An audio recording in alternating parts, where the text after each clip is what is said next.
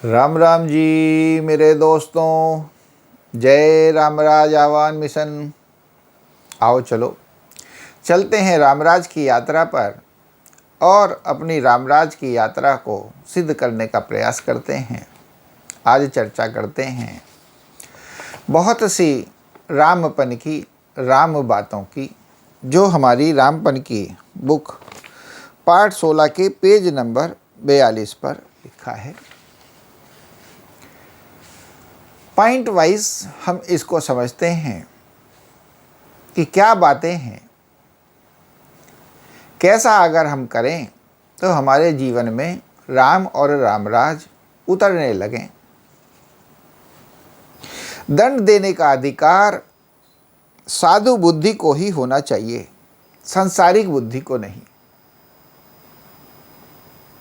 ये एक बात है। सात्विक बुद्धि को ही दंड देने का अधिकार होना चाहिए। क्यों? क्योंकि जो है सात्विक बुद्धि में, साधु बुद्धि में, संत बुद्धि में एक समता होती है।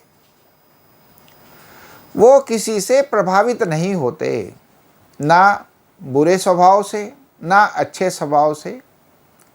बस ये देखते हैं कि सामने वाले का उद्धार कैसे होगा, सामने वाले के लिए सही क्या रहेगा, कैसा दंड श्रेयस्कर होगा कि जो उसके जीवन को सुंदर बनाए।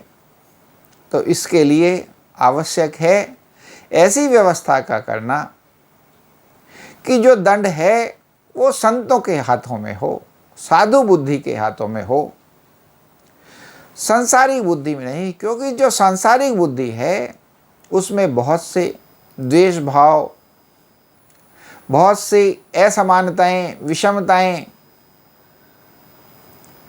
बहुत से उसके जो उसने अपने पुराने जन्मों में, पुराने जीवन में, पिछले समय में भुगता भोगा, उन सब चीज़ों से उसकी बुद्धि प्रभावित हुई भी होती है और उस प्रभाव में निर्णय होते हैं। तो दंड साधु बुद्धि के हाथ में होना चाहिए, ना कि सांसारिक बुद्धि के हाथ में। दूसरा, सही वही है जिससे भाईचारा बने, प्रेम बने और सौहार्दता बने। सौहार्दता मतलब हार्मनी। क्योंकि ये भी बड़ा सवाल रहता है जब अब आप इस रास्ते पर चलते हैं, क्या सही है और क्या सही नहीं है। इसको समझना भी एक बड़ा भारी काम होता है। तो इसके लिए बड़ा सही एक पैरामीटर है कि बस सही वही है जिससे भाईचारा बने, जिससे प्रेम बढ़े और जिससे हार्मनी स्थापित हो, सौहार्दता स्थापित हो। ये जब आपके सामने कुछ परिस्थितियां, कुछ व्यवहार आएंगे और जब आप उन पर चिंतन मनन करेंगे तो खुद ही समझ जाएंगे किन बातों से भाईचारा बढ़ता है, किन बातों से प्रेम बढ़ता है और किन बातों से हार्मनी बढ़ती है, सौहार्दता बढ़ती है। क्योंकि सुखदाई ये सिर्फ ये ही चीज़ें हैं और अगर इनको नुकसान हो रहा है तो वह सही हो ही नहीं सकता, उससे बचें।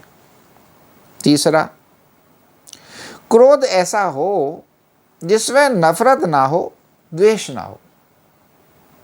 अब क्रोध, क्योंकि ये भी एक इंसानियत का, मानवता का, ह्यूमन बीइंग्स का एक प्राकृतिक गुण है जो होता ही होता है।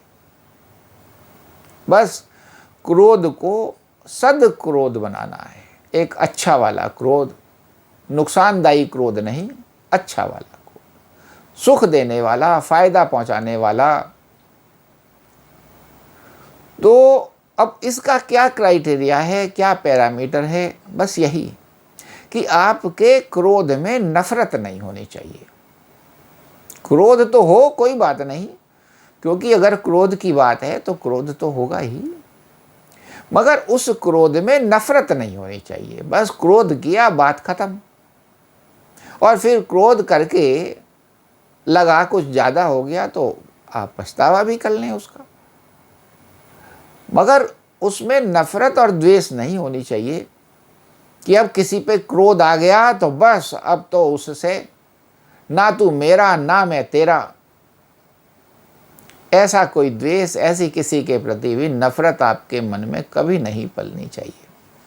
क्रोध हुआ क्योंकि क्रोध की बात थी तो क्रोध हो गया, बस मात्र इतना सा ही।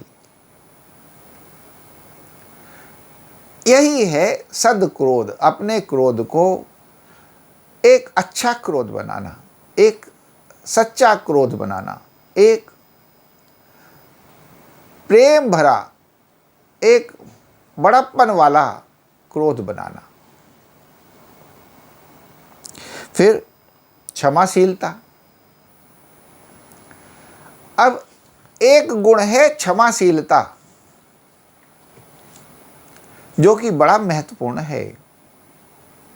अगर आप साधु संतों में देखेंगे, भगवान में देखेंगे, तो ये क्षमाशीलता का गुण भी बहुत है और जिसकी बड़ी सराहना की जाती है, प्रशंसा की जाती है। क्योंकि इससे क्या होता है, आपके मन में किसी के प्रति नफ़रत और द्वेष नहीं पलते हैं। आपसे किसी ने कुछ कहा, आपके साथ किसी ने कुछ ऐसा कर दिया जो कि आपको बुरा लग रहा है, मगर बस उसको सिर्फ भगवान का अपने प्रति व्यवहार माना और उससे कोई ऐसा ज़्यादा सरोकार नहीं रखा, जो हुआ सो हुआ। क्षमाशीलता। किसी भी गलत चीज़ में हमारे साथ कुछ गलत हो गया, उसमें उलझे नहीं, उसमें फंसे नहीं। भाई इसने ऐसा कर दिया, चलो उस समय ऐसा माहौल हो गया, उसने ऐसा कर दिया, मगर उसके प्रति हमने कभी कोई आक्रोश नहीं रखा, क्षमा कर दिया।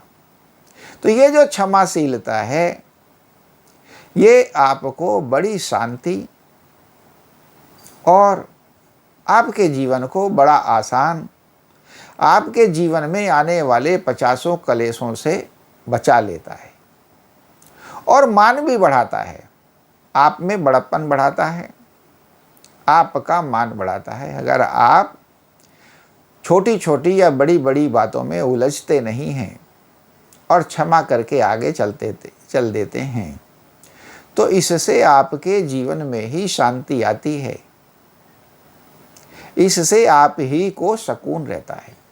तो ये सब सीखने वाली बात हैं। एक एक करके अपने जीवन को निखारें, अपने व्यवहारों को निखारें और स्वयं भी राम बनें और दूसरों को भी राम बनावें। इसी से जीवन में राम राज उतर जाता है।